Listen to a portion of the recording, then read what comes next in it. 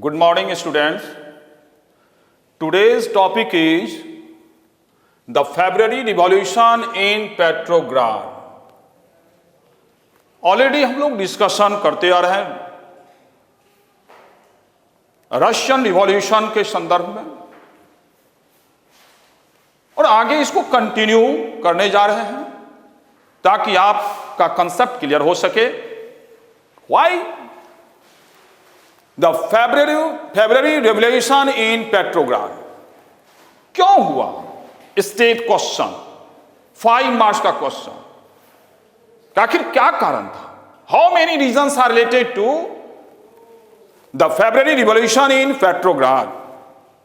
Petrograd में आप जान चुके हैं ऑलरेडी कि पेट्रोग्राड नाम कैसे पड़ा, याद होगा कि इसके पहले सेंट पीटर्सबर्ग था जो जर्मन नेम था और जर्मन नेम से जर्मनी से एलर्जी थी और इसी कारण था कि सेंट पीटर्सबर्ग के जगह पेट्रोग्राड दिया गया. मैं समझता हूं कि पिछले क्लास को आपने सुना होगा और वह क्लियर हुआ. अब आइए कि क्यों हुआ, क्या कारण था.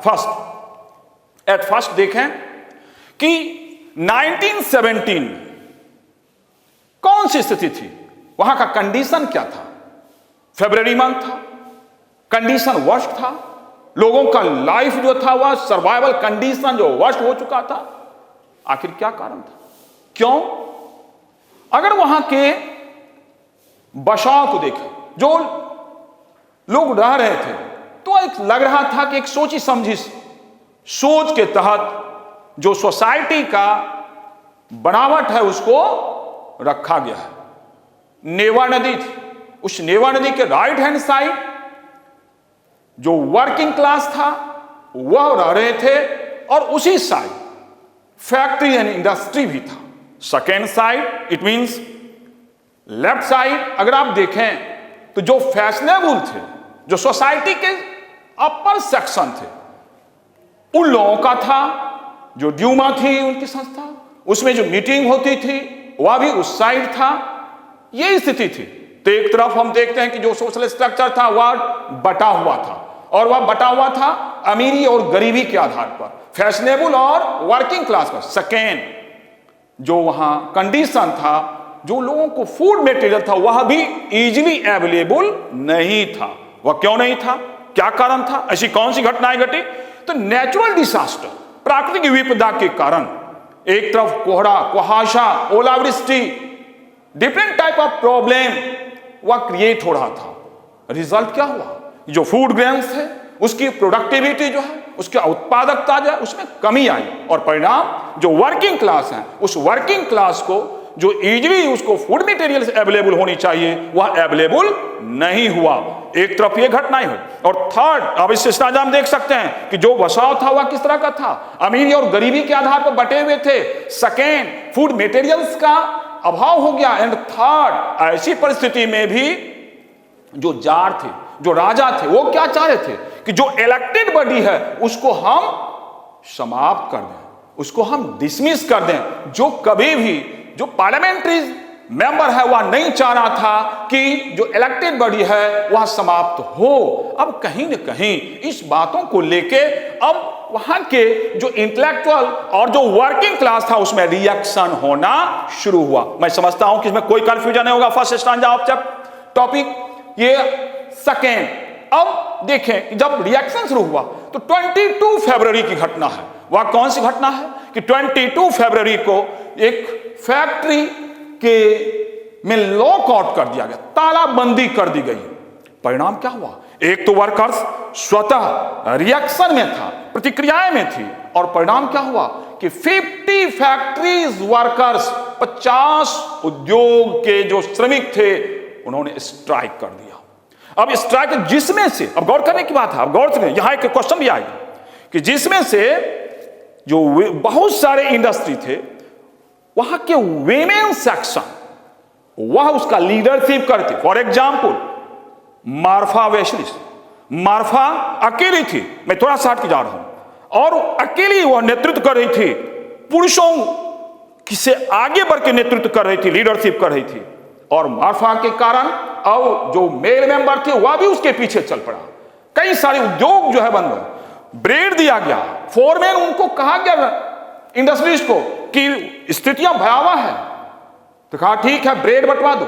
ब्रेड भी ले ली मार्फा, और मार्फा ब्रेड लेने के बाद काम भी बंद कर दी। ये जुनून था क्रांति के प्रति, ये जज्बा था क्रांति के प्रति। जरा देखिए, एक लेडीज हो के उसमें भी ये जज्बा था, और स्पष्ट शब्दों में कहा कि भूख, सिर्फ मेरी भूख से अन्य लोगों की भूख समाप्त नहीं हो सकती, इसलिए स्ट्राइक करना मेरा वसूल है। अब देखिए जज्बा क्या था। एक वीमेंस, मैं एक उदाहरण दिया आपसे थोड़ा सा हटके कि मार्फा इस तरह की लेडीज थी, वो सैल्यूट करने की लेडी थी। नेक्स्ट वीमेंस थी। अब मजदूरों का हुजूम नेवेस के पेट्रियट को चल पड़ा और उसको घेर लिया गया। इसका इंफॉर्मेशन वहां की सरकार को मिली। परिणाम, अब सरकार अंतर्द्वंद्वता की स्थिति में आ गई। ऐसी स्थिति में, जबकि उस समय तक पॉलिटिकल लीडर्स जो थे वह उसमें पार्टिसिपेट या इंटरफेयर नहीं कर पा रहे थे इस आंदोलन में, वर्कर्स स्वतः स्फूर्त होके आंदोलन को अंजाम देने के लिए तैयार था, और न सिर्फ तैयार था बल्कि वह उसका कारवां बढ़ चुका था। नेक्स्ट आप देखिए, सरकार, गवर्नमेंट कर्फ्यू लगा दी। आप समझते हैं कर्फ्यू से क्या मतलब हुआ? कर्फ्यू से मतलब है कि वहां कोई भी व्यक्ति किसी भी परिस्थिति में अपने घर से बाहर नहीं निकल। It means total power invest in army and police. अब आप समझ सकते हैं, लगा दिया गया। लेकिन इसके बाद भी घटनाएं घटी। 24 और 25 के लिए फिर गैदर्ड हो गए, सारे के सारे फिर गैदर्ड हो गए, और गैदर्ड होने के बाद वह अंजाम देने के लिए तैयार था। परिणाम, घबराई सरकार। 25 की घटना है, 25 फरवरी को वह ड्यूमा को बर्खास्त कर दिया। जैसे ही ड्यूमा को बर्खास्त किया, अब देखिए उसके पहले मैं डिस्कशन आपसे कर चुका, सेकेंड स्टांजा में कंप्लीट हुआ, थर्ड स्टांजा में हमारे पॉलिटिशियन जो थे, जो लिबरल्स थे, जो सोशलिस्ट थे, उन लोगों ने इसकी आलोचना करनी, क्रिटिसाइज करना शुरू कर दिया। अब गौर करते चलिए, क्रांति अवश्यंभावी हो रहा है, क्रांति की पृष्ठभूमि जो है वह तैयार हो रहा है, अब क्रांति होना तय है।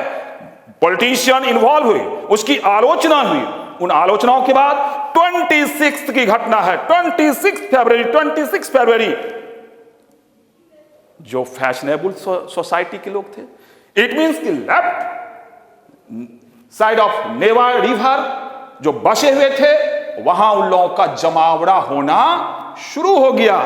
और ना सिर्फ जमावड़ा हुआ, बल्कि 27 को अब वह भीड़ इकट्ठा होके और पुलिस स्टेशन पर अटैक कर दिया। और ना सिर्फ अटैक किया बल्कि उसको तहस नहस कर दिया गया। घबराई सरकार, राजा अब वहां पुनः फिर जो घुड़सवार थे उनको अपॉइंट किया कि आप देखो इसको, आप इसको कंट्रोल करो। लेकिन एक बार तो ऑलरेडी हो चुका था, जब 24 और 25 के पहले घटनाएं घटी थी, वहां सरकार कर्फ्यू लगाई और मिलिट्री पावर और जो घुड़सवार थे उन लोगों को पावर दिया गया। इसके बाद पुनः फिर जो है 27 की जब घटना घटी तो पुनः उसको पावर दिया गया। लेकिन इस बार परिस्थितियां बदलेगी, अंजाम भी आएगा। वह कौन सी परिस्थितियां बदली और कौन सा अंजाम आया, देखिए। आखिर वो जो घुड़सवार थे, वो जो पुलिसमैन थे, वह भी तो उसी सोसाइटी से बिलोंग कर रहा था। लगातार परेशानियां हो रही थी, सोसाइटी के जो लोअर सेक्शन थे उनकी परेशानियां थी। ऐसी परिस्थिति में जो घुड़सवार थे उन्होंने स्पष्ट शब्दों में कहा और इसका विरोध किया और वहां गोली चलाने से इनकार कर दिया। फर्स्ट पॉइंट किया तो गया और गोली चलाने से इनकार कर दिया। नेक्स्ट, बहुत सारे सिपाही का जो रेजिमेंट था उसके एक रेजिमेंट के ऑफिसर के ऊपर भी गोलियां चला दी गई। सेकेंड पॉइंट, क्योंकि अब फॉर्म होगा, अब फॉर्मेशन होगा Petrograd Soviet. How formation of Petrograd Soviet, कैसे पेट्रोग्राड सोवियत, क्वेश्चन आपके सामने आ गया, क्वेश्चन आ गया आपके सामने। अब गौर कीजिए कि कैसे पेट्रोग्राड सोवियत का फॉर्मेशन हुआ।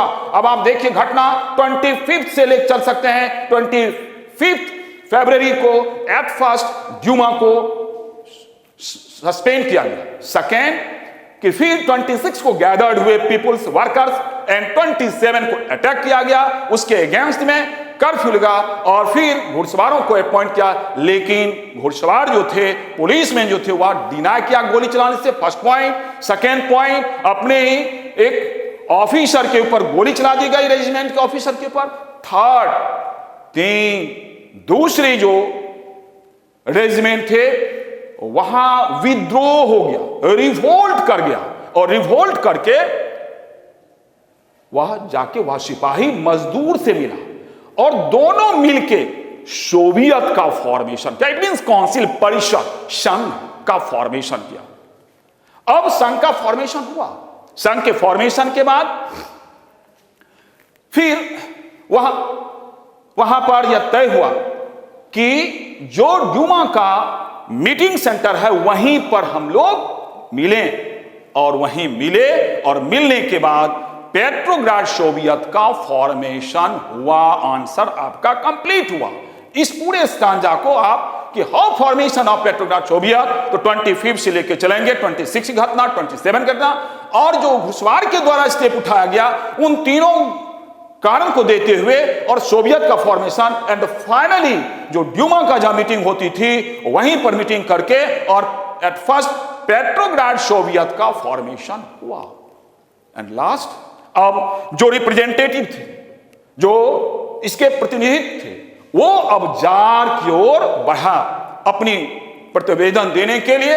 जैसे ही जानकारी मिली कि इसके बाद जो मिलिट्री ऑफिसर्स थे उन्होंने जार से कहा कि आप अपने पद से रिजाइन कर दें, और परिणाम हुआ कि 2 मार्च को जार जो है अपने पद से रिजाइन किए और हट गए, और तय हुआ कि अब जब राजा एक शासक हट जाएंगे तो किसी भी कंट्री को, किसी भी सिस्टम को चलाने के लिए वहां पर किसी न किसी को रिस्पॉन्सिबिलिटी दी जाती है।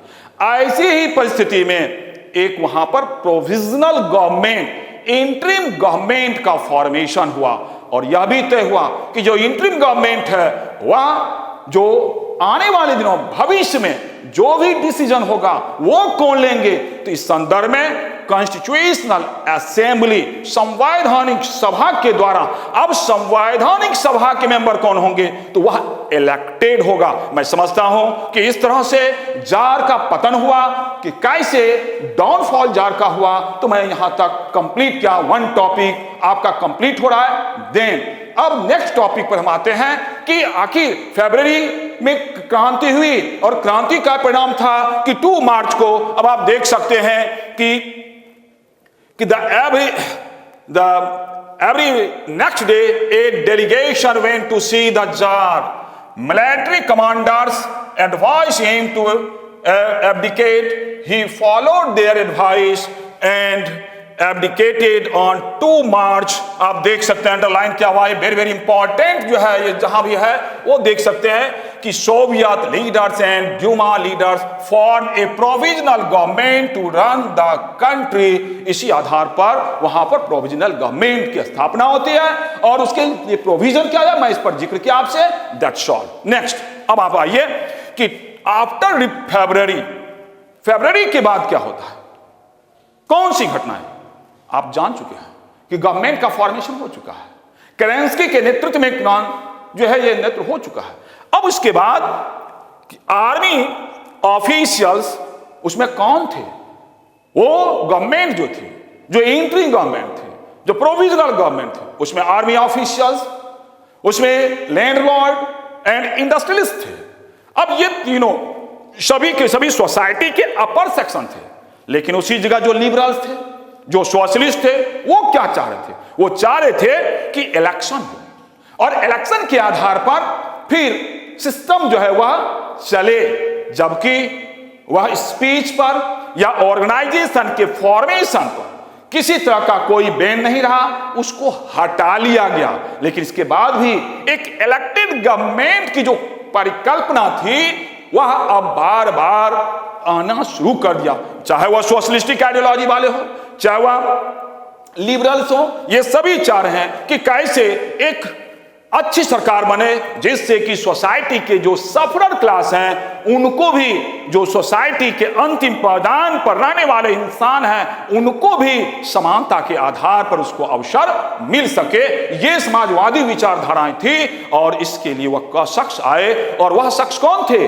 लेनिन। लेनिन का पूरा नाम क्या है? व्लादिमीर इलिच उल्यानोव उर्फ लेनिन, ये पूरा नाम है। हालांकि आपके बुक में सिर्फ ये जो नेम है कि बोल से व्लादिमीर लेनिन, लेकिन पूरा नेम क्या है? पूरा नेम क्या है? व्लादिमीर इलिच उल्यानोव उर्फ लेनिन। लेनिन जो विरासत की जिंदगी जी रहे थे, बाहर एग्जाइल में थे, वह वापस आए रशिया। कब? अप्रैल 1917 में जो है ये। तो अब आप देखिए कि वहां ऑफिशियल्स थे, इलेक्टेड गवर्नमेंट की बात आई। अप्रैल 1917 में बोल्शेविक लीडर व्लादिमीर लेनिन के नेतृत्व में कहा गया कि रशिया फ्रॉम हिज एग्जाइल, जो उनको विरासत में दिया गया था, अब उनको लाया गया। लेनिन डिक्लेयर दैट ये क्वेश्चन आता है, आप देख सकते हैं क्वेश्चन आंसर का मार्क दिया गया है। क्वेश्चन क्या रहेगा कि mention the April thesis. What is April thesis? What is Lenin thesis? अब आप समझ गए होंगे, क्वेश्चन आपके सामने आ गया, आंसर भी क्लियर हो रहा है कि लेनिन आए और लेनिन ने क्या कहा। वह शुरू से जो 1940s कहा था कि युद्ध में हमें पार्टिसिपेट नहीं करना, युद्ध की खात्मा होनी चाहिए। युद्ध की खात्मा की बात उन्होंने की। किसके द्वारा हुआ? लेनिन के द्वारा। अब कैसे होगा? इसके लिए उन्होंने कहा कि लेनिन की युद्ध की खात्मा हो, और जो जमीन है, जो लैंड प्रॉपर्टी है, वह किसानों के बीच बटे। नेक्स्ट, ना सिर्फ किसान के बीच बंटने की बात आई, फिर दूसरी तरफ कि ये वार की समाप्ति हो। Second point, land be transfer to the peasants, and third, bank को नेशनलाइज कर दिया जाए। बैंक को क्या किया जाए? नेशनल, राष्ट्रीयकरण। किसी एक के मालिक के अंदर नहीं रहेगा, बैंक को नेशनलाइज करने के बाद। और बैंक के नेशनलाइज करने के बाद यही क्या कहलाया? April thesis, Lenin's April thesis. ये क्वेश्चन आपका, और ये first point. Second point, how many thesis are related to ये लेनिन्स? तो three major factors, three major thesis related to April thesis. तो फर्स्ट, सेकेंड एंड थर्ड आपका यह भी आंसर। अब लेनिन तो थीसिस दिया, कहा कि यह वक्त आज का है जो रेडिकल बोल्शेविक्स है, अब वह वक्त आ चुका है कि अब कम्युनिस्ट का फॉर्मेशन होनी चाहिए। किसकी फॉर्मेशन होनी चाहिए? साम्यवादी विचारधारा। ये साम्यवादी विचारधारा आएगा। साम्यवादी विचारधारा के बाद अब आप देखिए कि उन साम्यवादी विचारधारा की कल्पना की, और उसी में आप देख सकते हैं कि लेनिन का जो वाइड थिंकिंग था उसको इंटरप्रेट करने की बातें शुरू हो गई। और उसी दौरान अब एक तरफ वह चाह रहा है कि यहां पर इसको इंटरप्रेट किया जाए, और दूसरी तरफ कि through the summer workers movement spread. इंसान अब रुकने वाला, और वर्कर्स रुकने वाला नहीं था। अब वह जद्दोजहद की लड़ाई के लिए आगे बढ़ रहा है। गर्मी का माह था, वर्कर्स अब इकट्ठा हो गए, और इकट्ठा होके और फिर वो अपने डिमांड के लिए आगे आना शुरू किया। वह कौन सा डिमांड? कैसे डिमांड पूरा होगा? Without formation of committee, without जो है वह यूनियन के फॉर्मेशन क्या संभव नहीं है। वह इकट्ठा हुए, और इकट्ठा होने के बाद जो इंडस्ट्रियल एरिया था, उस इंडस्ट्रियल एरिया में फैक्ट्री वर्कर्स के द्वारा कमिटी का फॉर्मेशन होना शुरू हुआ, और उस कमिटी के फॉर्मेशन के साथ साथ ट्रेड यूनियन का भी फॉर्मेशन होना शुरू हुआ। जो सिपाही से जो साथ दिया था, वर्कर्स एंड सिपाही के द्वारा, पुलिस के द्वारा जो दोनों सोवियत का फॉर्मेशन किया, उसका परिणाम हुआ कि अब पुलिस भी अपनी कमेटी बनानी शुरू कर दी। और कमेटी के फॉर्मेशन के बाद 500 नियर अबाउट सोवियत का फॉर्मेशन हुआ, और उस सोवियत के फॉर्मेशन के बाद अब जो पूरे अखिल रूस के रूप में जो एक सभा की बातें आई, उसमें वह उसका मेंबर बनना शुरू कर दिया। अब मेंबर बनना शुरू कर दिया, नेचुरली है कि उसमें बल मिलेगा। क्या बल मिला? जो इंटरिम गवर्नमेंट थी, जो प्रोविजनल गवर्नमेंट थी, जो इसका विरोध कर रहे थे, वहां पर अब बोल्शेविक जो है वह आगे आना शुरू किया। उसकी इंपॉर्टेंस ही बढ़ गई। हर जगह वकालत होने लगा कि बोल्शेविक की जो आइडियोलॉजी है वह सही है।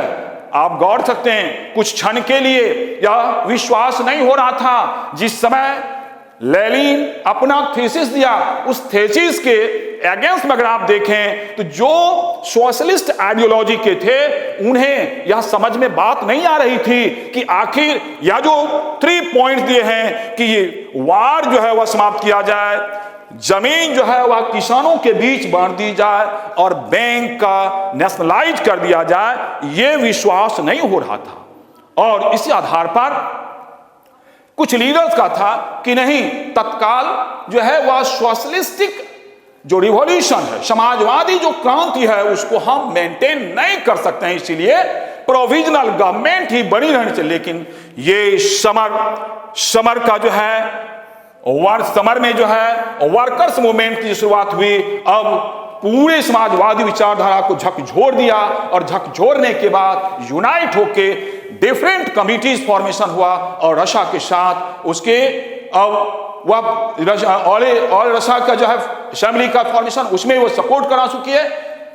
प्रोविजनल गवर्नमेंट कमजोर हुई, बोल्शेविक का प्रभाव भरा, इंपैक्ट बढ़ा और लाचार होकर सरकार जो है, गवर्नमेंट जो है, करेंसी की सरकार जो है उसको सप्रेस करना शुरू की। मजदूरों के ऊपर कठोर कदम उठाया गया और इसके साथ साथ जो सोशलिस्टिक आइडियोलॉजी के थे उसके ऊपर दमनकारी रिप्रेसिव मेजर्स उठाया गया और परिणति हुई कि जो समाजवादी विचारधारा के थे वह कहीं नुकना और छिपना शुरू किया और फिर भागना शुरू किया। लेकिन finally meanwhile in the countryside, जो गांव का एरिया है, वहां peasants and their socialist revolutionary leaders pressed for a redistribution of committee बनाई गई, पुनर्वितरण की कमेटी बनाई गई कि ताकि इसका बंटवारा हो और वहां पर समाजवादियों के द्वारा उस जमीन के लिए समिति बना के और पुनः बंटवारा की बातें शुरू हुई और उसमें सफलताएं भी मिली। और इस तरह से